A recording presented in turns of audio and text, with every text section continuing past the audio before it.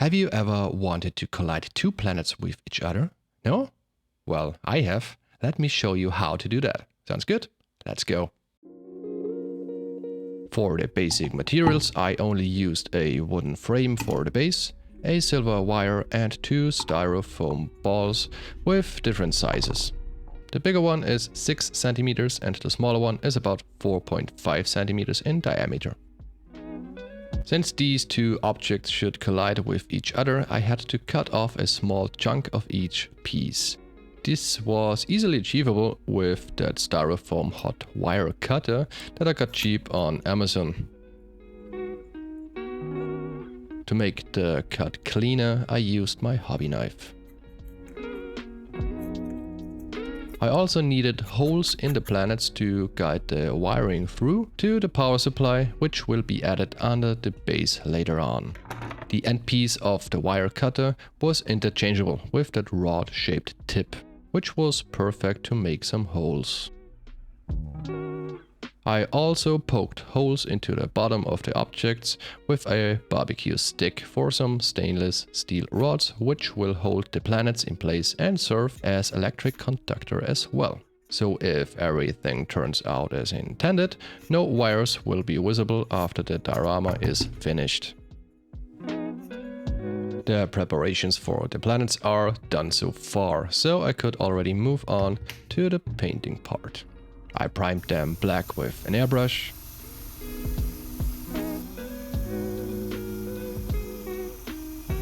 After that, I base coated the smaller planet with a gray tone, mixing a black and a white ink together. My intention was to make the smaller one look like our moon. So basically it wasn't a planet, but I don't care and call it planet anyway. Sue me if you want. I also used this grey color for the top and the bottom of the bigger planet to make it look like a north and a south pole. Then I mixed a red, black and a yellow ink together to create a rusty color tone. For the big fella I had a Mars-like style in mind. This was just the base coat. For more details I used burnt sienna and English red and applied that randomly with a brush. I added some black to create a darker red tone for more contrast. For the moon-like planet I just mixed some stone grey and light grey.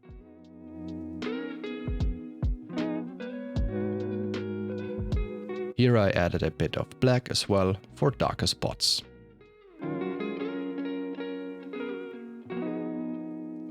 Paint job was pretty much done, so the next step was to create an explosion between the colliding planets.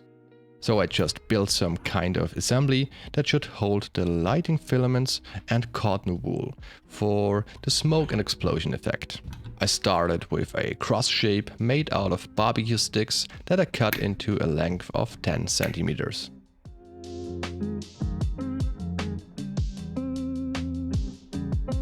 Then I used the silver wire and wrapped it around the cross shape.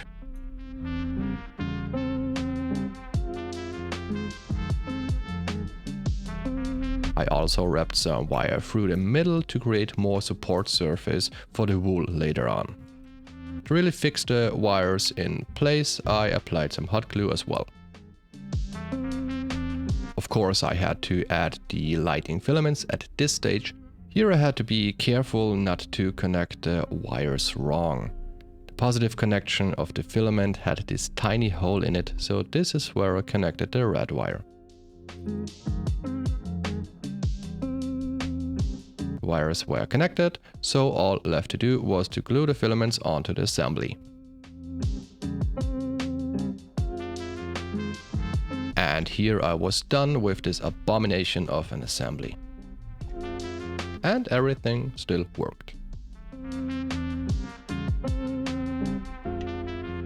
Now I took some stainless steel rods for holding the planets in place and to conduct the current down to the base. So I guided the wires through the holes in the planets, the positive wire through the red planet and the negative through the moon-like planet and soldered them to the rods. To make it really secure, I also used heat rings.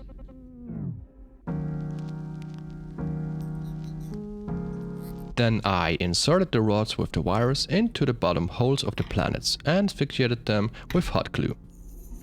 Unfortunately, I forgot to turn on the camera, so there is no footage of the gluing part. Sorry. Then it was time to add the cotton wool to the assembly. To make the wool stick, I used hot glue again.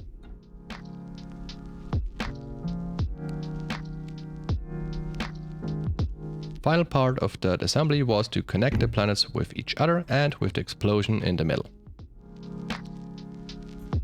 That wasn't too hard. Toothpicks and hot glue was enough for his job.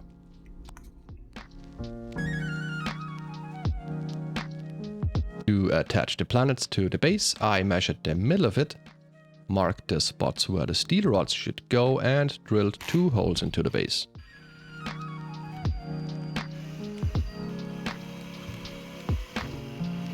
Before I permanently attached the planets, I attached the power switch first. And also the power supply with double-sided tape.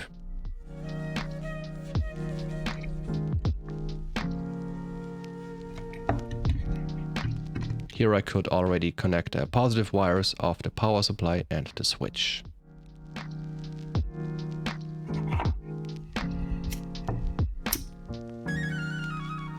To permanently attach the steel rods, I used epoxy glue, which stinks like hell, but gets solid as rock after it dries. I have already used that stuff on my Eagle 1 diorama, so I already knew how good that glue was.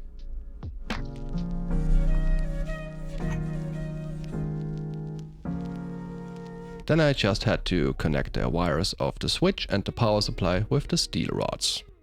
To make it look clean and to really make sure everything stays in place, I put on some heat rings on every connection. Now it was time to test it.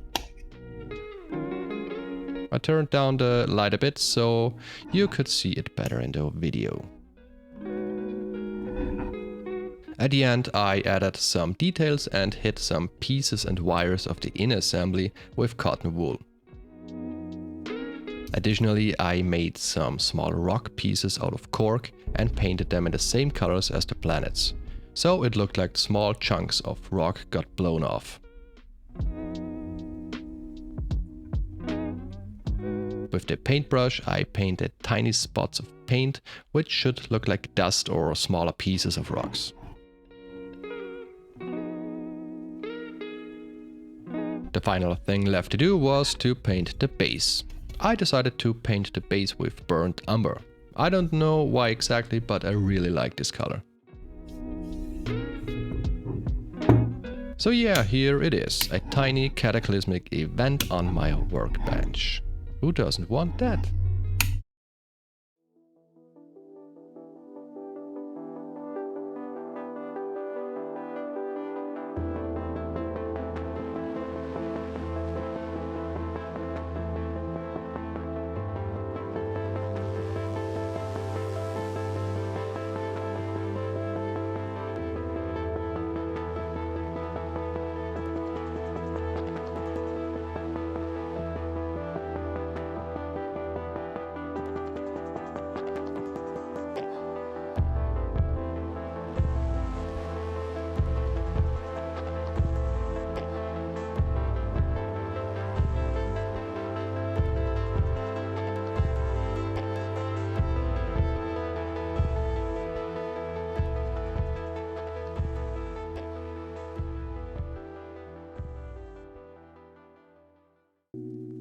As always, if you wanna see more projects like this, leave me a comment down below, give me a thumbs up and even consider to subscribe. Alright, thanks for watching, have a good one, cheers.